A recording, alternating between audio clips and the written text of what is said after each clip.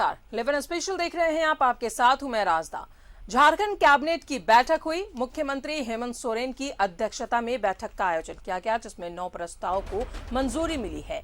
राज्य सरकार के कर्मियों के महंगाई भत्ता को बढ़ाकर 28% कर दिया गया है।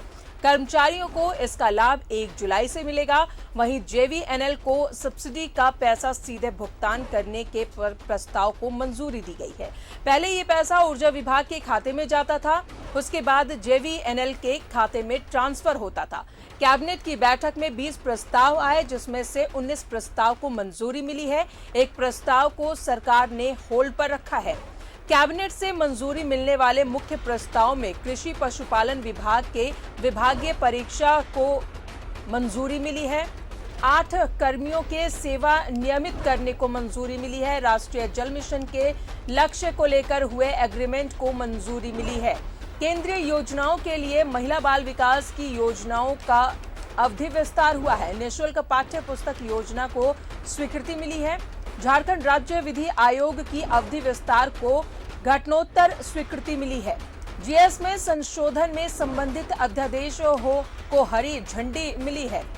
झारखंड मोटर वाहन नियमावली में संशोधन का प्रस्ताव, श्रीनाथ विश्वविद्यालय विधेयक को घटनोत्तर स्वीकृति, गढ़वा समाहरणालय भवन निर्माण को मंजूरी, बरलंगा निमरा पथ के लिए 176 करोड़ की मंजूरी महत्वपूर्ण है।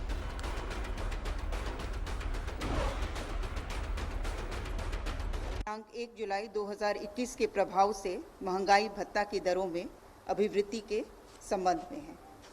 1/7 2021 के प्रभाव से महंगाई भत्ते की दर को 17% की विद्यमान दर से बढ़ाकर 28% के रूप में स्वीकृत किया गया। प्रस्ताव पथ निर्माण विभाग का है। झारखंड राज्य राजमार्ग प्राधिकार के माध्यम से बरलंगा निमरा पिरगुल कसमार पथ कुल लंबाई 27.6 किलोमीटर को 2 लेन पेव्ड शोल्डर में चौड़ीकरण एवं मजबूतीकरण कार्य, इसमें पुलों के निर्माण, भूअर्जन एवं रीसेटलमेंट रिहैबिलिटेशन सहित कुल राशि 176 करोड़ 70 लाख 31 हजार रुपये मात्र की प्रशासनिक स्वीकृति मंत्रिपरिषद द्वारा प्रदान की गई। और साथ ही आपको बताएं कि आने वाले वक्त में एथेनॉल इंडस्ट्री बढ़ेगी और इसके कई रूप हमारे सामने आएंगे। इसका एक बड़ा उपयोग ईंधन के रूप में होगा और ये ईंधन का एक बड़ा विकल्प बनेगा। आने वाले दिनों में मुर्गी पशुपालन, आइसक्रीम उद्योग के साथ ही केमिकल इंडस्ट्री में एथेनॉल का उपयोग बढ़ेगा और इसके साथ केमिकल उद्योग में भी बड़े पैमाने पर इसका उपयोग संभव है। एथेनॉल पर हमारी ये खास रिपोर्ट देखें।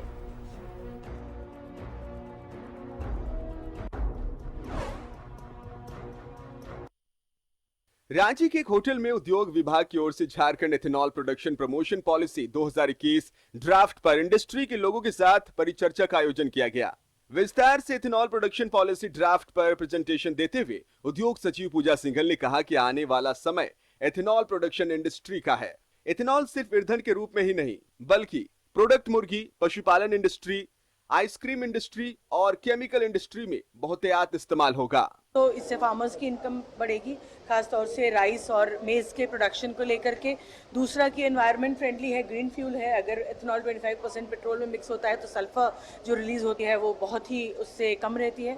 और तीसरा कि अब जब हमारे पोस्ट कोविड एरा में बहुत सा लेबर लौट के आ रहे हैं महाराष्ट्र से, गुजरात से, साउथ से, दिल्ली से, तो उनको यहीं पर रोजगार के हम एवेन्यू दे सकें, यहाँ पर कैपिटल इन्वेस्टमेंट को बढ़ावा दे सकें, एक उद्योग को गति दे सकें, ऐसा माननीय मुख्यमंत्री जी का जो हम लोग को निर्देश प्राप्त है। तो उसी के क्रम में सरकार विभाग अगले कुछ दिनों में बहुत सी पॉलिसीज को लेके आएगा। प्रेजेंटेशन के दौरान बताया गया कि ब्राजील एक ऐसा देश है जहां 90% वाहन एथेनॉल से चलाए जाते हैं। अमेरिका में 10% और भारत में अभी एथेनॉल कुछ राज्यों में 8% इस्तेमाल किया जा रहा है। जैसे जैसे प्रोडक्शन बढ़ेगा, एथेनॉल का इस्तेमाल बढ़ता जाएगा और देश को भारी विदेशी मुद्रा की बचत होगी। स्टेक होल्डर मीटिंग में आए निवेशक झारखंड में इंडस्ट्री लगाने को इच्छुक दिखे।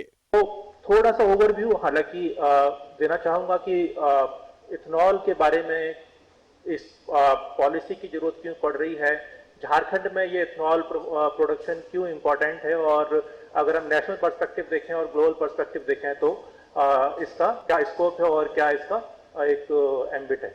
झारखंड सरकार ने हाल ही में एक आकर्षक इंडस्ट्री पॉलिसी को हरी झंडी दी है। इसके अलावा ethanol production, food and feed production, rural product export promotion, automobile policy और लॉजिस्टिक और वेयरहाउस पॉलिसी को भी कुछ दिन बाद हरी झंडी मिलनी है। न्यूज़ 11 भारत के लिए कैमरा पर्सन राजा के साथ शहनवाज अख्तर की रिपोर्ट।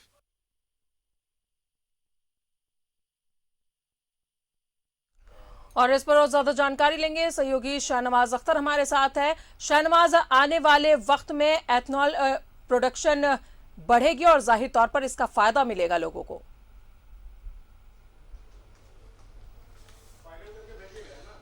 देखिए, उद्योग विभाग की तरफ से जो ये स्टेक होल्डर्स मीटिंग आयोजित की गई थी, ये विशेष तौर पर इथेनॉल प्रोडक्शन के लिए हुई थी, क्योंकि इथेनॉल भविष्य का ईंधन है। और जहाँ तक अगर विदेशों की बात करें तो ब्राज़ील में 95% व्हीकल्स इथेनॉल से चलने लगे हैं। अमेरिका में ये 10% पे रिस्ट्रिक्टेड है और भारत में अभी बहुत कम राज्यों में इसकी शुरुआत हुई है। लेकिन भविष्य में इथेनॉल का इस्तेमाल करना बेहद ज़रूरी और मजबूरी दोनों है, क्योंकि जो पेट्रोल के मद में जो अरबों डॉलर विदेश चले जाते हैं देश के पैसे, उससे बचत होगी, क्योंकि इथेनॉल बहुत संभावना है भारत में। इथेनॉल जो मक्के की खेती होती है, मक्के से इथेनॉल पैदा हो सकता है, शुगर केन से यानी गन्ने से पैदा हो सकता है, चावल की भूसी से पैदा होता है, और ये सब वेस्ट प्रोडक्ट हैं, ये फेंक दिए जाते हैं। अगर इसे इथेनॉल बनेगा और इथेनॉल को आप पेट्रोल में मिला के रिफाइन कर देंगे और इससे आराम से व्हीकल चलाए जा सकते हैं। जैसे कि मैंने बताया कि ब्राज़ील में 95% व्हीकल इथेनॉल से ही चलाए जाते हैं। पेट्रोल का इस्तेमाल बहुत कम हो गया है। तो झारखंड में इथेनॉल प्रोडक्शन यूनिट लग सकते हैं, और बिहार में मक्के का प्रोडक्शन बहुत है, वहाँ से आप वो ले सकते हैं रॉ मटेरियल। तो झारखंड में बड़ी बड़ी 6 इथेनॉल यूनिट झारखंड में स्थापित हो सकती है। स्टेक होल्डर्स मीटिंग आज जो रेडिसन बुलू में आयोजित की गई, जिसमें बहुत सारे व्यवसायी आए और उन्होंने B2B मीटिंग भी की उद्योग सचिव और अधिकारियों के साथ, और बाकायदा उन्होंने अपना इंटरेस्ट जताया कि हम झारखंड में इथेनॉल प्लांट लगाना चाहते हैं। बहुत सारे लोगों ने बहुत महत्वपूर्ण सुझाव और राय भी दी है। सरकार ने इथेनॉल प्रोडक्शन पॉलिसी 2021 का जो ड्राफ्ट बनाया है, वो वहाँ पर प्रेजेंटेशन के माध्यम से दिखाया गया कि सरकार ने क्या छूट, क्या सब्सिडी, ज़मीन के मामले में क्या फैसिलिटीज़, कैसे कैसे फैसिलिटेट करने के लिए क्या क्या प्लान बनाया है। और तमाम स्टेट्स जो आसपास के हैं, वो उनकी जो इथेनॉल पॉलिसी है, उससे सबसे बेहतर और अट्रैक्टिव पॉलिसी झारखंड की बनाई गई है। और इथेनॉल का जो यूनिट है, उससे न सिर्फ ये कि इथेनॉल बनेगा, बल्कि इथेनॉल के साथ एक्सट्रैक्ट प्रोडक्ट के तौर पर बहुत सारे केमिकल्स निकलेंगे, और वो केमिकल इंडस्ट्री में, मेडिसिन इंडस्ट्री में बहुत यूज़फुल हैं। इसके अलावा आइसक्रीम इंडस्ट्री में भी उसका इस्तेमाल होता है, और जो बचा हुआ प्रोडक्ट बचेगा वो फीड के तौर पे काम करेगा, वो मछली पालन में काम आएगा, मछलियों के पोषण के लिए, और मुर्गी पालन में उससे बेहतरीन फीडर या खाना बना सकते हैं। ये कुल मिलाकर के एक बहुत ही बहुआयामी उद्योग का एक सेंटर होगा, जो इथेनॉल के रूप में न सिर्फ ये कि उससे गाड़ियाँ चलेंगी, बल्कि उसके बाई प्रोडक्ट से 5-6 तरह की और चीज़ें इस्तेमाल की जा सकती हैं। तो आज का जो स्टेक होल्डर मीट था, वो अपने आप में काफ़ी फ्रूटफुल था, और इस तरह से और भी बहुत सारे जो अलग अलग उद्योग के आयाम हैं, उद्योग विभाग स्टेक होल्डर मीटिंग के माध्यम से सभी पर डिस्कशन और डायलॉग करना चाहता है, और ताकि लोगों की राय उसमें शामिल हो जाए, ताकि उसको पास करके जब बिल के शक्ल में लाया जाएगा, जब पॉलिसी के तौर पर उसको अपनाया जाएगा, तो उसमें कोई कमी न रह जाए। चलिए, बहुत बहुत शुक्रिया आपका शहनवाज, तमाम जानकारियों के लिए। तो एथनॉल प्रोडक्शन प्रमोशन पॉलिसी 2021 को लेकर स्टेक होल्डर्स मीट का आयोजन किया गया। 25% सब्सिडी देने का राज्य सरकार ने ऐलान भी किया है।